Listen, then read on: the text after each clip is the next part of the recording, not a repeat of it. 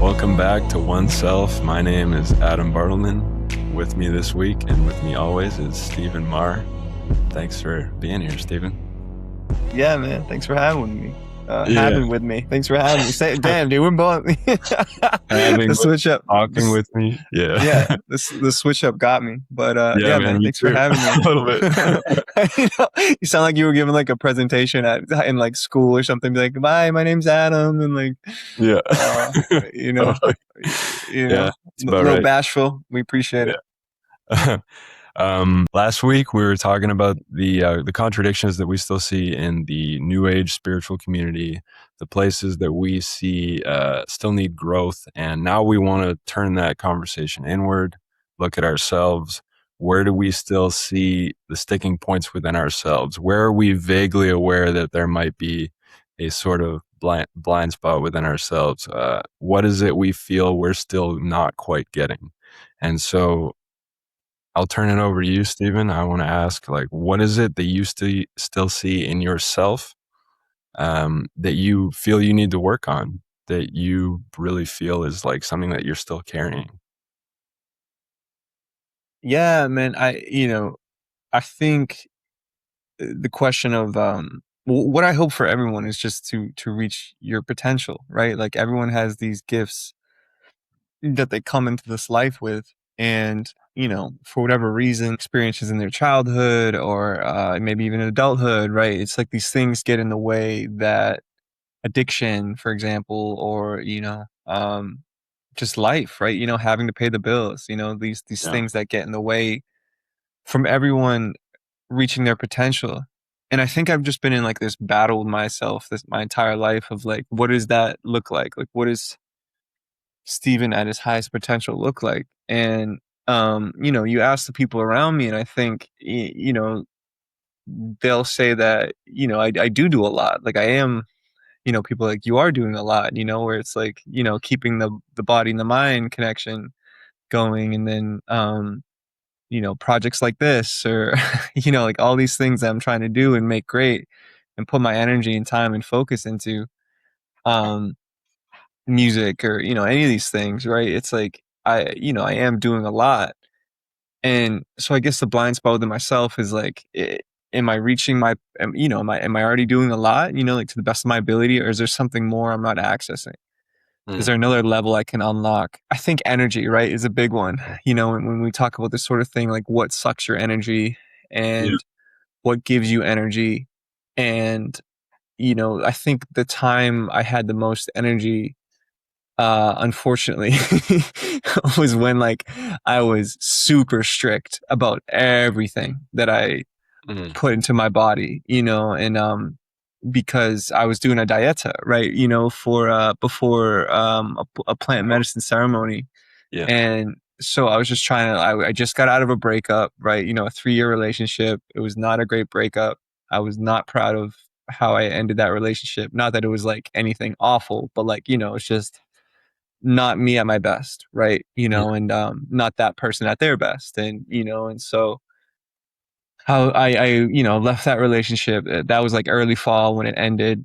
Flash forward to like early winter, like November, December, and I did this dieta. I was like, so I just need to shake it up, right? I just need to do yeah, something new.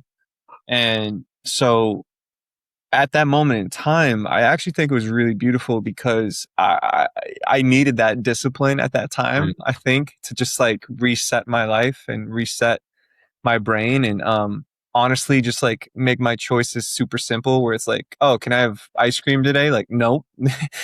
Like, can I have, no, you can't. Can I do, no, you can't. And so like the answer to a lot of the questions in my day to day was no, right? It's like, I could drink tea, maybe, like non-caffeinated tea, or my options were super limited in what I was putting into my body, what I was doing. And unfortunately, coming out of that plant medicine ceremony, not unfortunately, but it was just like, of course, I felt like, I think the best I've ever felt.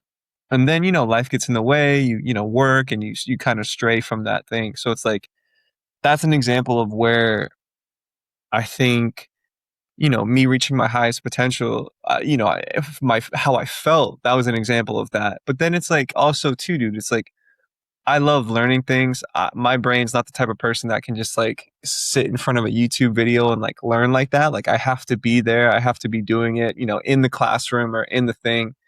And unfortunately, education's expensive, right? Like I'm still paying off, especially in the States, like I'm still paying off student loans, and I'm, 30, right? And so it's just like, I want to learn a lot of things, but it's just like, I don't, I have other bills I need to pay and, the money to do it. So it's like, I want to reach my potential in terms of like learning and like the capacity I have in my own brain. Yeah. But and I'm like, are those excuses? You know what I mean? Like, should I just not have the will to like just sit on a computer and do it? But it's like, oh, like I just I'm already on the computer all day, dude. So it's just like I don't want Mhm. to learn on the computer. Like I like being out in the world and like with Spanish, for example, it's like I like going to the restaurant and speaking in Spanish. Or there was a dude on the sidewalk the other day and like he needed help, and I was just like, like just talking to him in Spanish, right? Yeah. And so like that was sick. Like those examples are sick because it's like it has my full attention. Whereas me on the computer, it's tough to just learn something. So I'm like, is that just Mm. with how I am, right? You know what I mean? Like I just like being it and doing it and in the place and changing up the environment. Like going to the gym, right? It's like, once I'm like in the gym, it's half the battle versus like if I'm at home trying to like do a workout or something, it's just like I'm not Easy to fully get in it. distracted. It's easier to be distracted. So when I'm in the gym, it's like no, like I'm in the gym. Like the environment lends to my creative process, and I know that for myself in terms of like reaching my potential now. Yeah. Where it's like for me to be at my best, right? My potential. It's like to put myself in an environment to set myself up for success. So like I mean, that's a win. I think to navigate my own brain and just like to know how I work and Yeah. just put myself in as many good environments as possible. Yeah. But I yeah, think man. Yeah. like navigating like your own brain, as you say there. It's like, where are the ideas of what your potential is? Well, like where are those ideas coming from? And like, what is the idea of your potential? Like, if you could name it right now, if you could really speak it out, like, what is your potential? What is this like ideal Stephen that you see? What does he do? What does he have? Yeah. Be? Just a force for good, man, I guess, like just a force of nature, in terms of there's so many forces I think at play that are hurting humanity, helping, not hurting, right? I always go back to that. Mm. Like there's so many things at play that are hurting humanity and, not helping. And, I think, yeah, number one, help myself, right? It's like you can't change the world unless you change yourself, right? And so just be a force for myself, be a force for those around me, for those I care about. And yeah, again, like the potential thing, like really just like maximizing my potential, and I don't know where those ideas came from, but it's always been like a theme, I Yeah. guess, where it's just like, am I doing everything I can? Am I doing enough for myself? In some ways that's a blessing, in some ways that's a curse, because it's like I never rest on my laurels, so to speak, which Yeah. I think that's a good thing. It's like I don't want to get It's important. complacent. I like striving, because it's like that's how you keep going, with this, for example. It's like, the tinkering, the continual tinkering of like oneself, where it's like, okay, like we've reached this benchmark, all right, like how do we, keep tinkering, right? It's just like how are you supposed to get good at anything, Yeah. with that discipline and like, that process of discovery, being curious, and that's been really exciting. But I don't know, man. Yeah, when it comes to like where this idea came from, I'm not entirely sure. Yeah. But yeah, And you don't have to be sure, like you don't have to know the origin story of it, but it's important. I believe it's important to get in contact with the feeling that's behind it, to really feel into the attachment, because it sounds like an attachment. Like, yeah, am I right? Yeah. yeah, attached to this idea of like the best version of myself, Yeah, which ultimately is going to create suffering. Would you agree? yeah, Yeah. yeah, So it's like a cool way to collapse that, at least to collapse the perspective a little bit, in order to be able to shift to a slightly different perspective, is thinking about like, what if you did nothing? Like, what if you didn't reach your potential? What if you didn't even come close to reaching your potential? What if you didn't even strive? Like, how would that feel? How would that land in your body? Like, right, or how does it land in your body right now? The thought of that.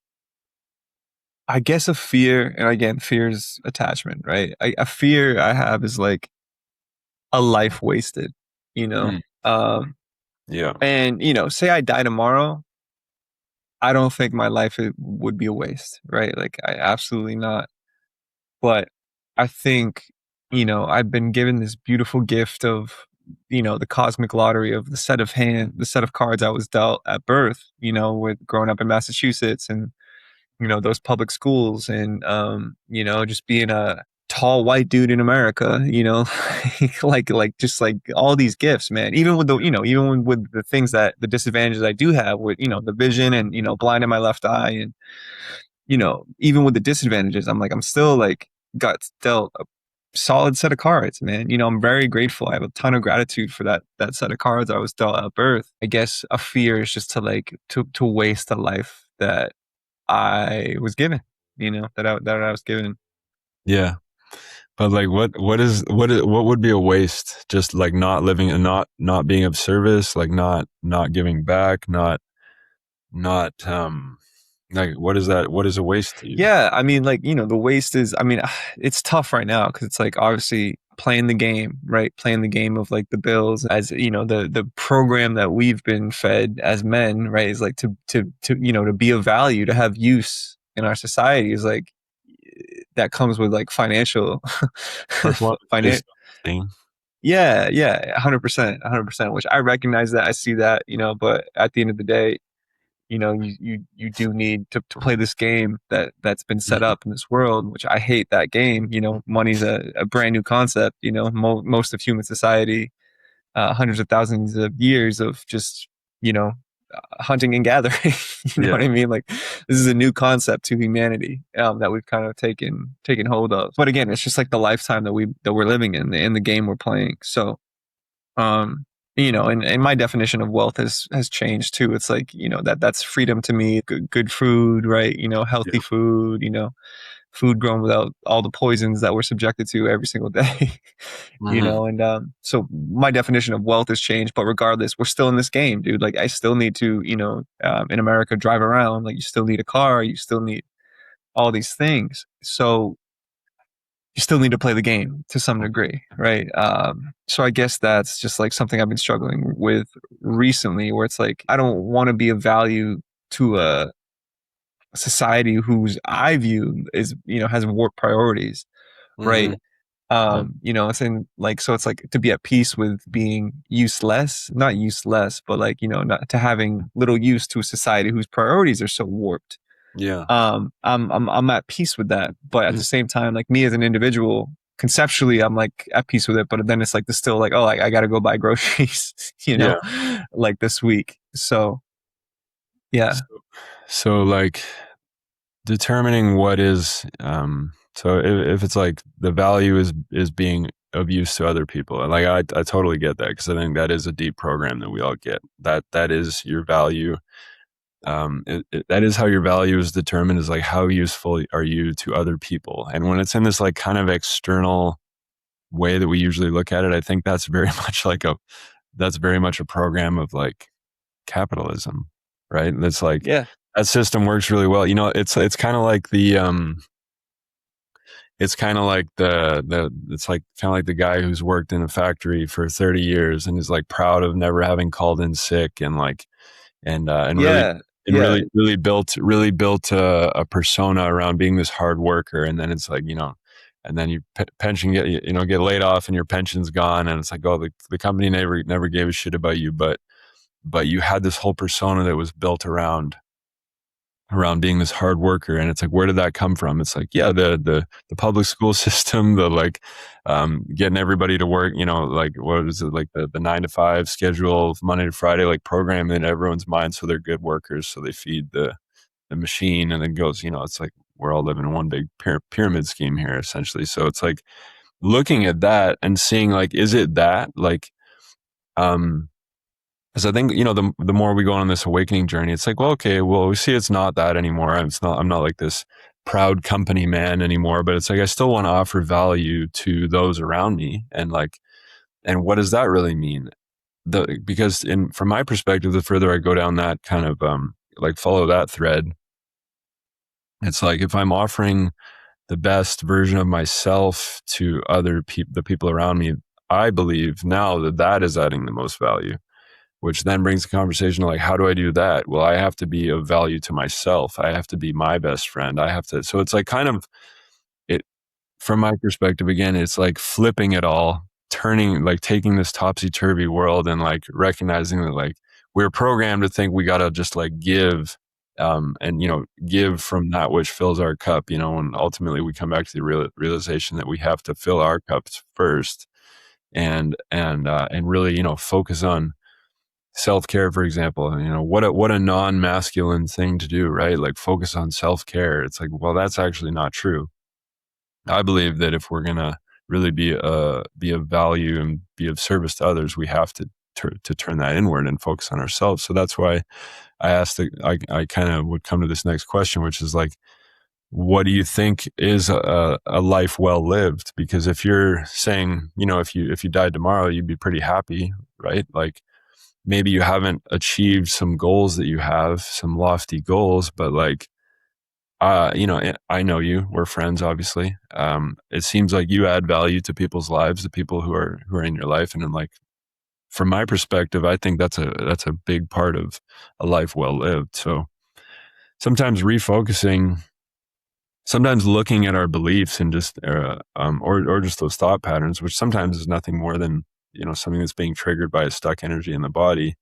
We can recognize that we're already on the path. We're already like moving where we're supposed to be going. And that we can, when we see it more clearly, we can see the chaos, the confusion, the anxiety just melt away, and recognize that like it's, there's not so much to worry about, right?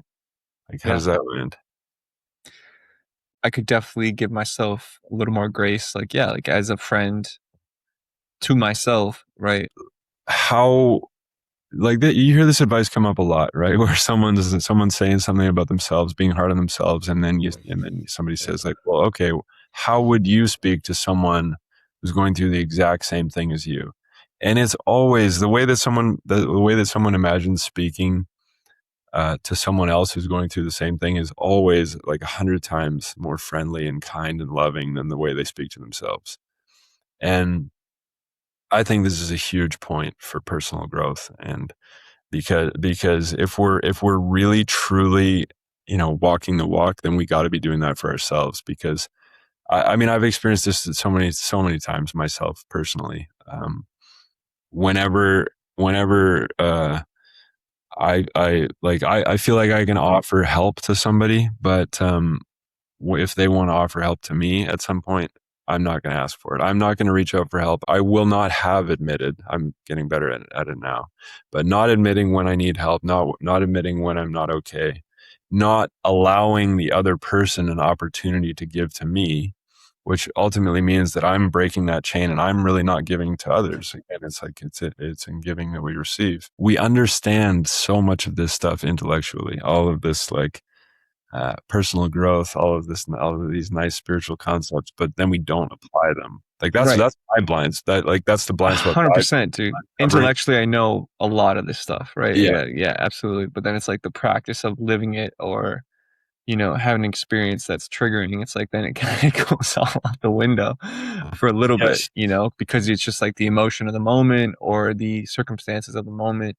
Yeah, blinds you to the knowledge that you from applying the wisdom of the knowledge that you have, right? there you go. Yeah, Yeah, me too. I really that's been a big one for me lately too. It's just like, of course I know that, like, be gentle to yourself. You're on the path. You're doing fine. Is there room for improvement and goals? And absolutely, but it's yeah. like to give myself a little grace. Yeah, And it's kind of like it's kind of the same thing as like, okay, it's okay to, like you said earlier, it's all good to learn these concepts, but then yeah, the bills got to get paid. a triggering experience happens, you have family emergency, whatever, and all of a sudden, all of the nice spiritual concepts, all of the beautiful self observation insights, they're all out the window, as you said. And that's funny, right? Because we practice all of this stuff and we learn all of this stuff in order to be applied at exactly those times.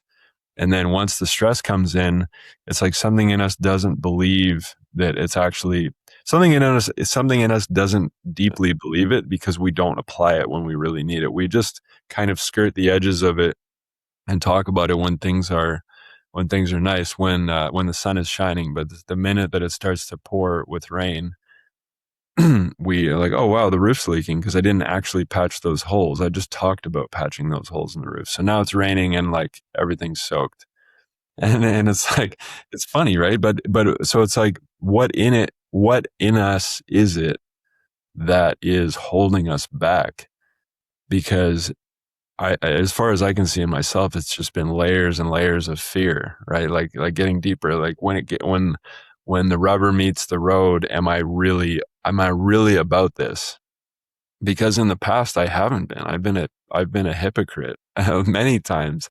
I've gone against myself. I've acted like not in my best interest, and I'm talking about like not egotistical stuff, like in the best interest of the evolution of my soul, which then ends up, bless you, which then ends up being being not in the best interest of others because we are all connected. So that's been my ongoing work is like really like when something stressful happens. The other day, like I had to have my passport was in another spot the other day, and I needed to have it mailed to me because I needed the second piece of ID, and the delivery driver delivered it to the wrong place. So it said, it was delivered, and okay, open the door. There's nothing there. Like sweet, my passport got lost. Calling the company, like, oh, it's not, like they don't know where it is. Like, oh my god.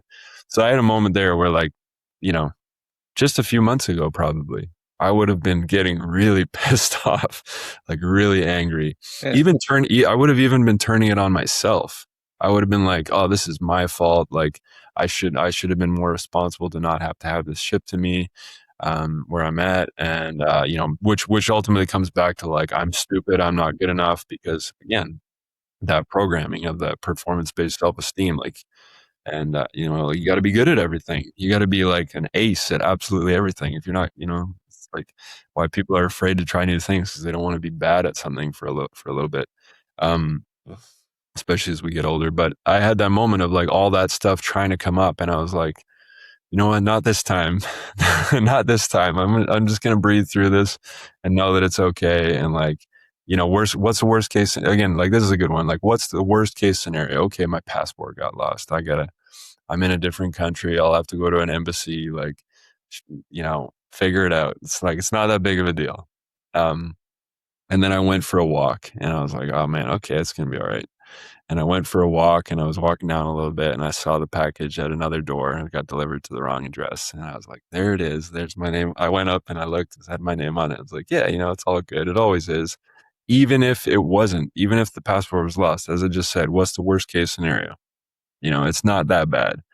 And ultimately, as we deepen that awareness and we release all of our fears, which are just a lot of that stuff, like really minor first world problems, surface level, not really a problem. Like, okay, my passport got lost. Who cares? Yeah. As The privilege to have a passport at all, to be able to travel at all. super huge privilege, like crazy privilege. Like it's not a problem at all. But like the fact that it triggered something deeper in me, because ultimately, as I said, if it was a few months ago and that happened, I would have taken it not so well. It's not about the passport. It's never about the thing that's happening. It's about what it's triggering inside. It's touching on that stored energy in the heart that has been there since whatever, 3 years old, 6 years old, when something, bad happened and I was blamed for making a mistake and I was, whatever it was, that I stored something there that's touching on. So, and then further on that conversation, it's cool because when we get to see that those little triggers are really grace, are really our opportunities to look at that to bring up the feeling that's stored in our hearts in order to release it. So it's like it ends up being a good thing. So in that case, that little story from the other day was super positive for me because I got to release something. I had to be like, no, it's okay. I didn't have to go back into that like little child brain, that little child mind, sorry, thinking that, the world's ending because my parents are mad at me or something, whatever it was. So it ends up being an opportunity. That's when we see like all of these things are opportunities to peel off those layers to get to the deeper fear that is there, which, as we go deeper, it's like, what is it? Where do we go? Like it keeps going. And then it's like, okay, what's the worst case scenario in a worse situation? It's like for most people, it's like death, right? Or it's like maybe Yeah, and it's like, public oh, speaking. death is an illusion anyway, so it's Yeah. all good. Yeah. Even if Yeah. this life ends, yeah, that's Yeah. sad in some ways, but yeah, I Yeah. totally Well, it's like so when we come back to the conversation on like a life wasted, it's like, well, so what if you did waste a life? What if try again, you try Yeah, and again like in the next life. what is this concept on it? What is this exactly? Try again. And I think we've touched on this before because it's like, what is this concept of a life wasted anyway? Like, what is this Yeah, this monumental list of achievements we're supposed to have? This list of monumental totally. achievements we're supposed to have.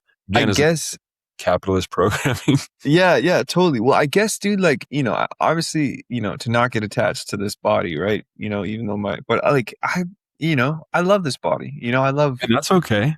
I love being Steven. Yeah, I think that's Yeah. really healthy. You know what I mean? So I think there's the fear again of, which is just fear. There's the fear of like, yeah, like I'm wasting Steven, right? Even though I'm not Steven, right? I'm Steven right now, but, ultimately, my soul moves on after this life, into whatever's next and maybe into another body, right? Um, but I'm like, I'm having fun with Steven, Yeah. and like, I really like the life that Steven has built for himself. So it's like, yeah, I just don't want to, waste Steven, I guess, even though, yeah, did not. So I guess, yeah, where the problem is getting attached to this, right? Getting attached to the outcomes of programming for societal programming or Mm. whatever it is, or that I have From to a be of sick value. society. Yeah, from a sick society that I have to be of value, where the society's priorities are warped anyways. Yeah. Um yeah, man. No, I know that's a lot of truth there. A lot of truth there. Yeah. And it's like, so what it, and or also consider the possibility that from the Western capitalist perspective, like somebody does nothing and like just sits around and does nothing and contributes nothing, And that's okay. That's and okay. that's totally You know? okay. That's But what we were also, doing for a while, right? You know what yeah, I mean? And then, but then yeah, we built all these things where it's like to instill shame on you for not being of value or, to the systems. The dudes that, go to the middle of Alaska or the mm, Canadian wilderness and, live in a log cabin. It's like yeah, that's their version of a life well lived, even though technically they're not providing any value to anyone else. You know yeah, what I mean? It's like, but that's a cool life, yeah, in some ways it's very isolating, but it's very, very cool in a lot of other ways. yeah, and and perhaps they are actually from an energetic perspective contributing to everyone else because I believe that simply choosing to be here is a monumental uh, achievement, and it's a huge undertaking, and just moving through one's karmic blueprint, having taken birth here specifically, is a lot. And if someone is choosing to live a life of seclusion, but they're working on themselves, they're developing themselves, which they are no matter what, whether they're consciously aware of it, it's all good. That's my perspective, at least. It's like, and what if also consider the possibility like someone hides away and from that more contemporary perspective contributes nothing, and then all of a sudden they write a book, they write a poem, they write a song that like changes everything. for like a huge segment of the population when it's received, or not. Like maybe they don't. Maybe that person writes poetry or paints paintings that only they see, but they've still been in that creative process, which is at the foundation of it the nature of God, I believe, because we are here.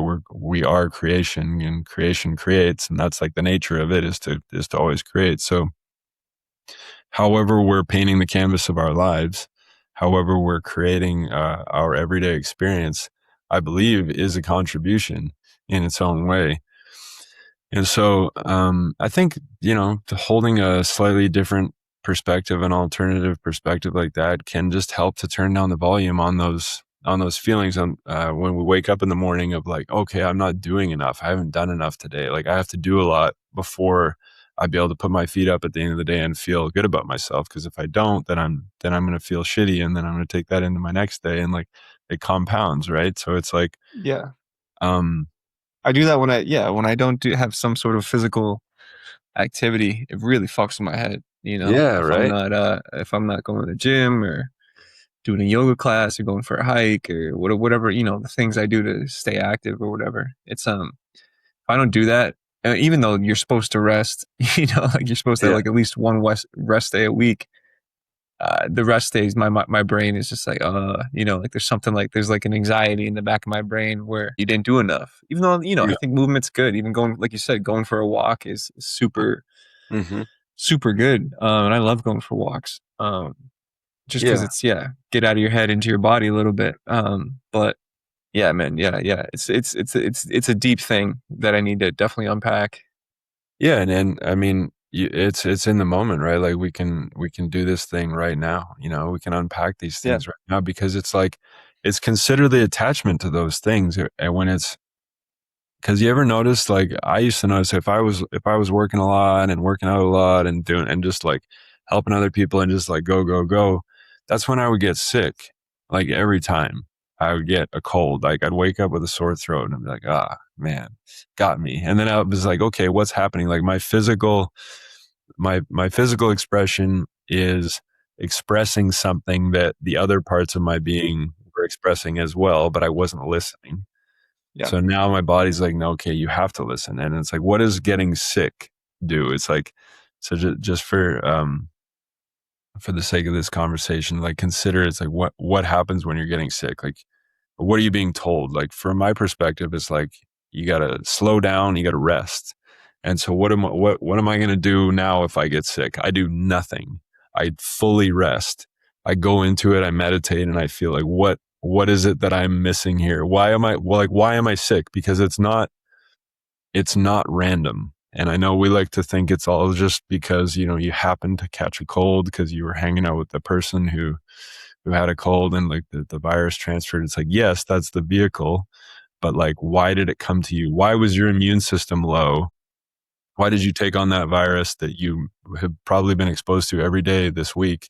But the one yeah, day, it's because your immune system was low, because you were not resting, because you were overextending yourself. You're pouring from the cup, you're pouring from that which fills your cup. So bringing it into rest and seeing like, okay, like I got to slow down and I got to hear what's going on here, because that's the message that's coming through. And side note, like what is what do we mostly do? We take like in our society, people want to take over the counter drugs to get over their cold, right? Which are basically like mild amphetamines, and like to boost you, to get you back to work, right?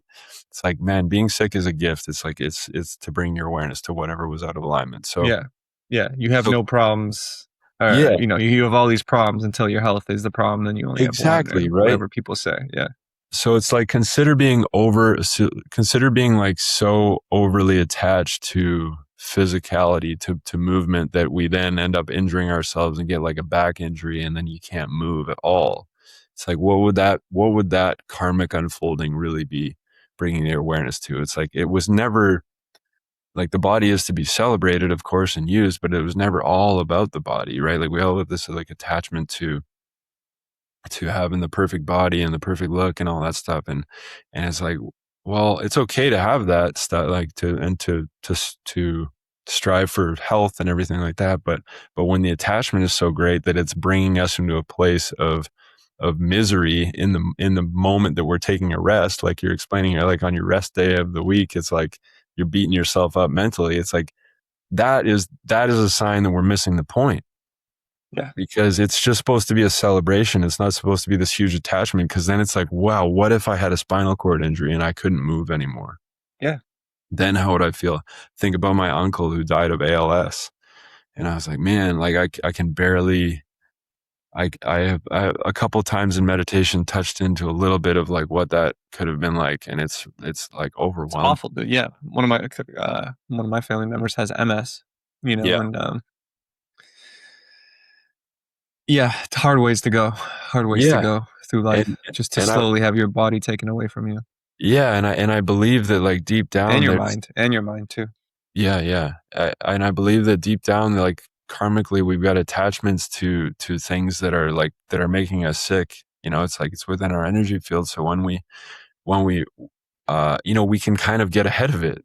We can look at where we're taking on unnecessary stress and being hard on ourselves, and having this idea that we're supposed to be these incredibly high achievers based on like a metric of achievement that has been given to us by a profoundly sick society. And it's Yeah. like, man, Yeah. where is this going? It's not leading to anywhere good. Why are pharmaceutical companies making, I don't know, tens of hundreds of billions of dollars a year? Like, why On is that? Why is that Yeah, a and thing? ADHD meds, or yeah. Like, Uh what? Clearly something's off. Clearly it's not working. Everyone's getting, how many people get cancer? It's crazy. Like, we don't live in a healthy world. So why are we still following the prescription from that world, from that society? It doesn't make sense. We meditate, we turn inward. Like the point of this conversation here, it's like seeing the contradictions, seeing the misalignment outwardly. It's like we got to realize, like, if we're judging something outwardly, it's like it's only because we're judging something inwardly first.